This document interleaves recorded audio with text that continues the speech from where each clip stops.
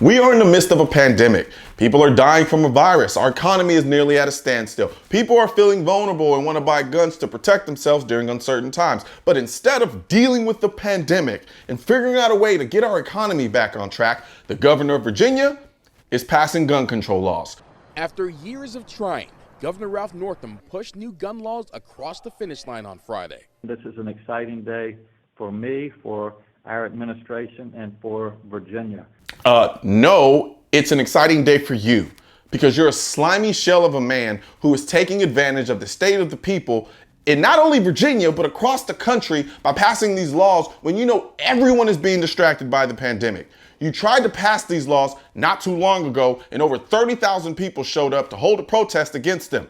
You're not doing the bidding of the people, you're doing the bidding of yourself and your daddy Bloomberg. The new laws include background checks. I want you to notice how they never say universal background checks. They simply say background checks. This is done to make you think that we don't have background checks, but we do. What they want to do is set a requirement for a national gun registry by requiring you to get a background check for private transactions. The problem is you can't really enforce a private transaction requirement, and they know this. When nothing changes, they'll say our universal background checks have had no effect because we can't enforce them. So we need a gun registry of all the guns so we know who has what, and we can enforce the universal background check better. After that doesn't work, they'll be saying, okay, we just need to confiscate certain guns now because they're all registered, and you know what? They'll be able to do it. I don't know this because I'm a psychic. I know this because it's literally what Hitler did. First comes background checks, second comes registry, then comes the government saying, now give them all to me. For crying out loud, they're exploiting the chaos of a pandemic to quietly pass gun control. You think they can be trusted with a national gun registry? Harsher penalties for leaving unlocked firearms around children. Personally, I don't like laws that punish people for leaving firearms unlocked around children. Anti-gunners love to say that thousands of kids die every year from guns. But what they don't tell you is that they're talking about anyone under the age of 17. A lot of those kids of which die from gang violence. As for legitimate accidents, I know 6-year-olds that know their way around the firearm. Their parents teach them, and thus the parents feel comfortable leaving the guns unlocked around them. If we spent more time educating kids about firearm safety instead of gun laws, we'd save way more lives than we would throwing parents in jail after the accident already happened. That could have been avoided by education. Requiring gun owners to report lost or stolen firearms. I've had a gun stolen and I reported it as soon as I was aware of it. I think everyone should do this. However, there are times where people don't even realize their gun has been stolen. A lot of people don't interact with their guns on a daily basis. So yes, somebody could steal it and they'd never know until they were forced to know because it turned up at a crime scene somewhere. So now, not only has their gun been stolen, they're being punished for being a victim of a crime. I just can't get with that. And a cap limiting buyers to 1 handgun per month. Limiting the number of handguns I can buy a month is a perfect example of punishing me for the crimes of other people.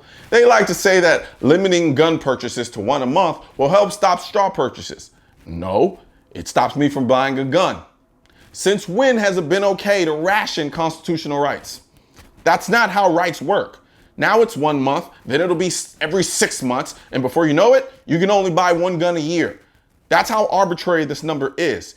If you can justify limiting my purchase to 1 a month to stop straw purchases, then what's to stop you from easily saying, okay, well, actually, let's make that 1 a year? Or actually, how about none at all? And because these limitations don't actually stop crime, it'll be a perfect excuse to increase the duration. It also includes a red flag law, which allows authorities to temporarily take guns from anyone considered a threat. In short, red flag laws are a way to take someone's constitutional rights away even though they haven't broken the law. Any random person can make the case to a judge that you're a potential danger, and without you even being there to defend yourself against this accusation, you can have your guns taken away. Red flag laws spit in the face of due process and sets the Second Amendment on fire. This is something that has been personal to me for many years. It is something that since I've been in political office that I have fought for. And there you have it. This isn't about the people, it's about him. He's using the power of his office to wage his personal war against the Second Amendment during a pandemic. This is about power for him. Nothing more, nothing less. The debate over gun rights in the Commonwealth will continue even after these laws take effect, but Governor Northam says this is his chance to stop Virginians from shooting and killing each other. We have seen enough funerals, we've been to enough vigils, we've heard enough people say that our thoughts and prayers are with these families, but it was time to have our legislators take votes and pass laws. How about stopping criminals from committing crimes? I can't stand this helicopter political parenting of these politicians. You're not the people of Virginia's father. You're their representative. They told you what they want when they marched on the state capitol, but because you think of yourself as an overlord instead of a representative of the people, you treat the good people of Virginia like children. And frankly, that's how a lot of these politicians see the American people. We put them in power, but they feel they've gotten there by divine right and must rule and control the little peasants.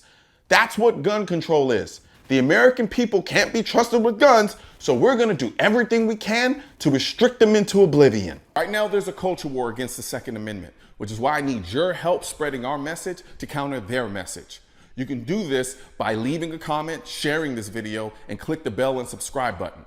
Let my voice be your voice, and let them know you want to keep America tactical. Because the right to keep and bear arms shall not be infringed wasn't a suggestion, it was a directive. Also, if you're wondering where to get your I will not comply, I lost all of my guns in a boating accident, the AR-15 is protected by the Second Amendment, and your state-specific Keep America Tactical shirts, click the links in the description section of this video.